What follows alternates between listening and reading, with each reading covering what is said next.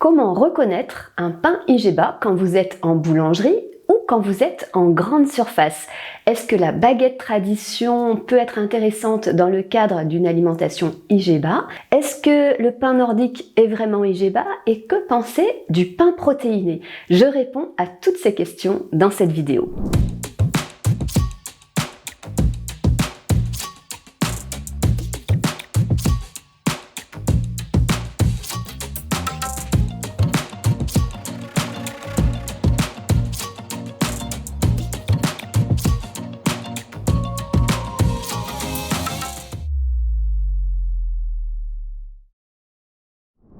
Alors c'est une question qui revient souvent, comment savoir si un pain est réellement IGBA? Eh bien la réponse est quand même assez simple, il faut que ça réponde à certains critères. Le premier critère, c'est que la farine qui rentre dans la composition du pain doit être IGBA. Donc les farines IGBA, eh bien vous avez déjà les farines de blé complètes ou intégrales, donc T110 ou T150, la farine d'épeautre T110 ou T150, donc dans la forme complète ou intégrale, en petit ou grand épeautre. Attention, on voit souvent des pains à l'épeautre en grande surface ou en boulangerie. L'épeautre, c'est comme le blé, ça peut être raffiné, c'est pas forcément sous sa forme complète. Donc un pain à l'épeautre qui utilise une farine d'épeautre raffinée, ce n'est pas IGBA, tout comme un pain qui n'est pas à la farine complète n'est pas IGBA. Donc attention, soyez vigilants et regardez toujours le type de farine qui est utilisé dans la composition du pain. Donc quand vous êtes en grande surface, lisez la liste des ingrédients et quand vous êtes en boulangerie, demandez au vendeur quel est le type de la farine qui est utilisée dans la fabrication du pain en question. Donc farine de blé complète, farine d'épeautre complète, bien sûr ça peut être aussi de la farine de seigle, farine de sarrasin, farine d'orge, c'est quand même plus rare, mais ces farines ont aussi un faible impact sur la glycémie. Attention, la farine de maïs ou la farine de riz, ce ne sont pas des farines IGBA, tout comme la farine de châtaigne, même si elle est absolument délicieuse et qu'elle a quand même des atouts nutritionnels, notamment par les minéraux qu'elle apporte, la farine de châtaigne a un IG moyen, ce n'est pas IGBA. Donc voilà, premier critère, la farine utilisée doit être IGBA. Ensuite, il ne faut pas qu'il y ait d'ajout d'adjuvants en fait de panification qui ferait augmenter l'index glycémique de la farine. Tout simplement, la composition du pain, elle doit être la suivante. Une farine, donc IGBA, de l'eau, du sel et du levain et ou de la levure. Une préférence pour le levain naturel, bien évidemment, mais ce n'est pas parce qu'il y a un peu de levure que ça ne sera pas IGBA complètement. Et c'est tout finalement pour du pain, pour du bon pain, on ne doit pas vraiment retrouver d'autres ingrédients. Quand on voit de la farine de fève, farine de soja ou du gluten, ça ce sont des adjuvants de panification qui sont utilisés en boulangerie pour favoriser la poussée en général du pain et la qualité gustative de texture du pain, mais ce n'est absolument pas nécessaire et le mieux c'est quand même qu'on retrouve les ingrédients de base juste nécessaires pour la fabrication du pain, donc la farine complète, de l'eau, du sel et idéalement du levain parce que ce sera beaucoup mieux d'un point de vue digestif. Le levain, ça permet aussi de réduire l'impact sur la glycémie du pain, donc un bon pain au levain, il n'y a rien de mieux. Ça permet de réduire aussi l'action de l'acide phytique qui est présent dans les farines complètes et qui nuit un petit peu à l'absorption de certains minéraux tels que le calcium, le magnésium et le fer. Donc le levain naturel a de nombreux atouts et c'est vraiment vers ce type de pain que je vous invite à vous diriger, vraiment un pain au levain et donc à la farine complète.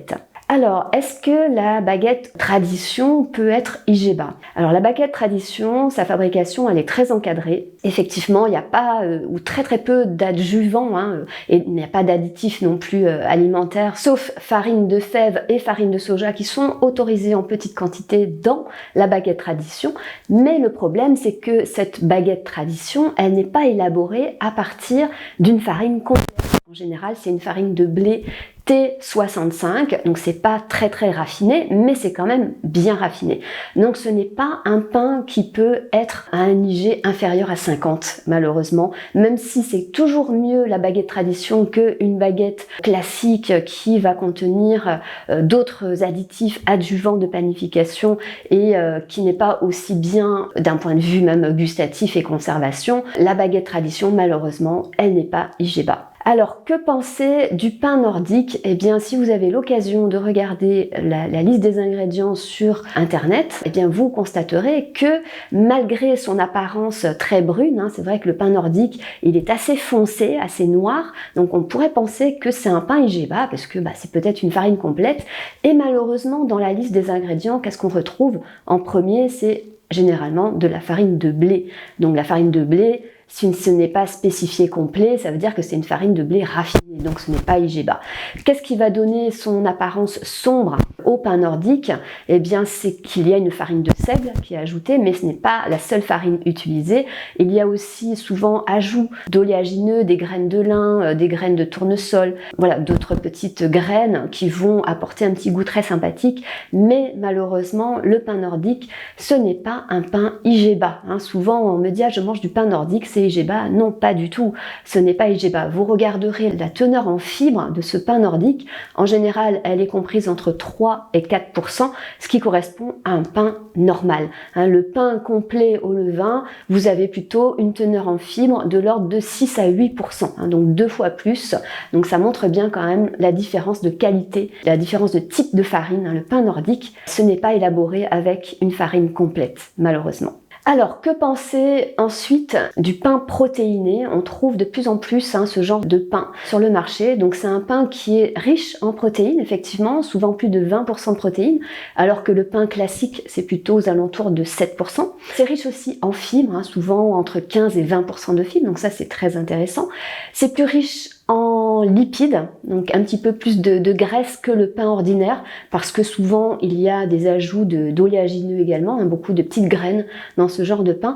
Et puis c'est un pain pauvre en glucides, donc ça c'est quand même un intérêt assez notable, parce que la teneur en glucides du pain normal, on est aux alentours de 50%, et dans le pain protéiné, on peut avoir une teneur en glucides de l'ordre de 10%, voire même un peu moins.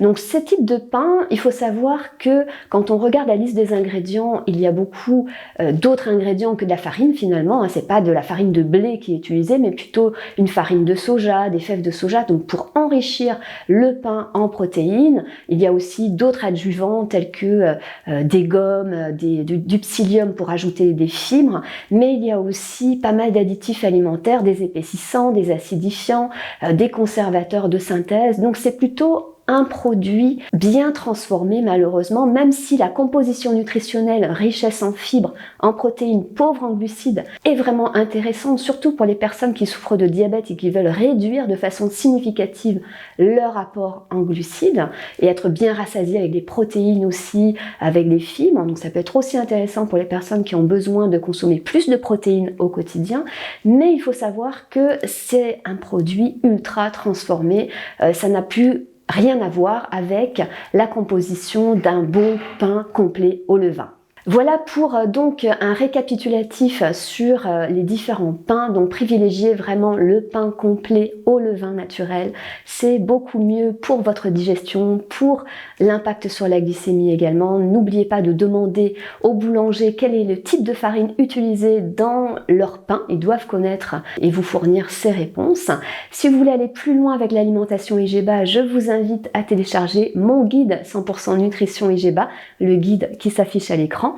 Vous y trouverez mes meilleurs conseils pour mettre en place cette alimentation à la maison, ainsi que des menus et des recettes saines et gourmandes à faible impact sur la glycémie. Donc voilà pour mes conseils aujourd'hui. N'hésitez pas à poser vos questions en commentaire, je serai ravie d'y répondre.